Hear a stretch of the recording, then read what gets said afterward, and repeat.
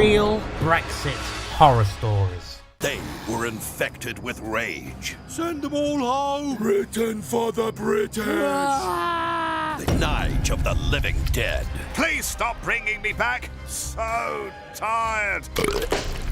I've got 3 personal experience of horror stories that have happened because of Brexit. Real personal stories of the consequences of Brexit that no one talks about that need to be heard.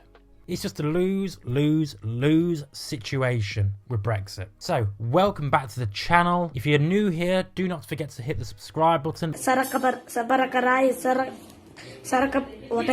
the video, share the video. It means the world to me. It helps the channel grow immensely. The channel has been growing immensely, and it's all thanks to you guys. So again, thank you very much. Anyway, let's crack on with the video. Real horror stories of Brexit. Actual stories of the shitty consequences of Brexit and voting for Brexit. The real world consequences. So the first story I have is to do with the company that I work for. So basically, the company I work for can no longer sell to the EU like we did before 2019 and 2020. There was certain paperwork that required more work than the profits we made from it because of the red tape. So we just stopped doing it. Regular customers complained, turnover dropped, and even now, even in 2024, we do not even sell directly to the EU anymore. Although we do have a wholesale channel, it's much less profitable, and it's a direct hit to the P&L, which lowers tax paid, jobs created, and money to investors. So basically, us not selling to the EU anymore because of the red tape and the heightened bureaucracy, which they didn't really tell you about, meant that we had to just close our EU tunnel.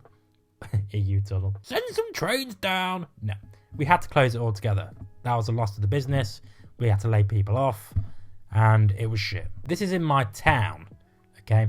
A local cafe that I didn't used to go to it, but I knew of it, and people I knew went to this cafe. Could not find staff for the life of them, okay? All the good staff essentially went home, left the UK because we didn't want them anymore. They used to employ mostly EU nationals, Polish, Latvians, Lithuanians, blah blah blah, you name it. Some returned home, others just moved on and weren't replaced. They couldn't find staff that badly, they had to close down. Now yes, you could argue that EU nationals were open to working for less pay, for more hours, and these lower wages drove down the average for the local area for English workers or whatever. But even in their experience, they had to offer more money. People forget that as a result of Brexit, when we had so many staff shortages, it actually pushed wages up, and people still didn't want to come here. And now my former cafe in my town is still empty, and there are still few staff shortages, but they are all now replaced with other migrants. Now, this is a bit of a personal one. I used to go and play with a friend on a farm when I was a child, and that farm used to do raspberries. I used to love eating the raspberries. I used to love going to the farm and eating the raspberries. It was cool. He decided to retire after Brexit and sell up. The guy who I'd known for 20 years decided to sell up and retire. He had far fewer summer workers, far fewer EU nationals coming to the fields to work over the summer. This led to his fruit rotting away.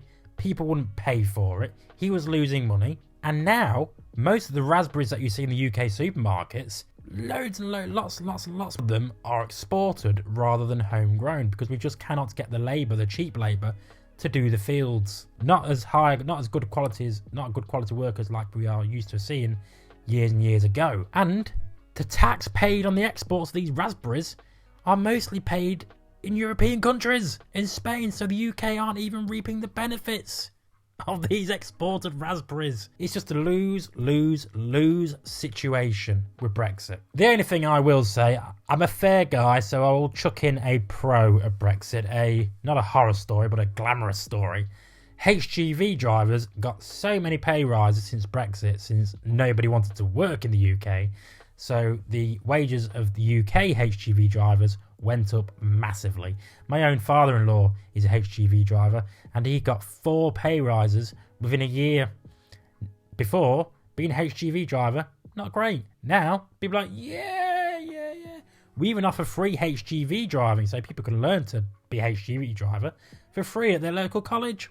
I want to hear all about the horror stories that you have personally experienced. Flood the channel, flood the video with comments. I want to see them all. And what do you think? Do you think we need to hear more of these horror stories of Brexit to actually get a factual representation of what Brexit actually did to the UK, to the economy? Let me know what you think. As always, thank you for watching the video. I have been Jake from Just Jake. I've loved having you here. Thank you very much. See you next time.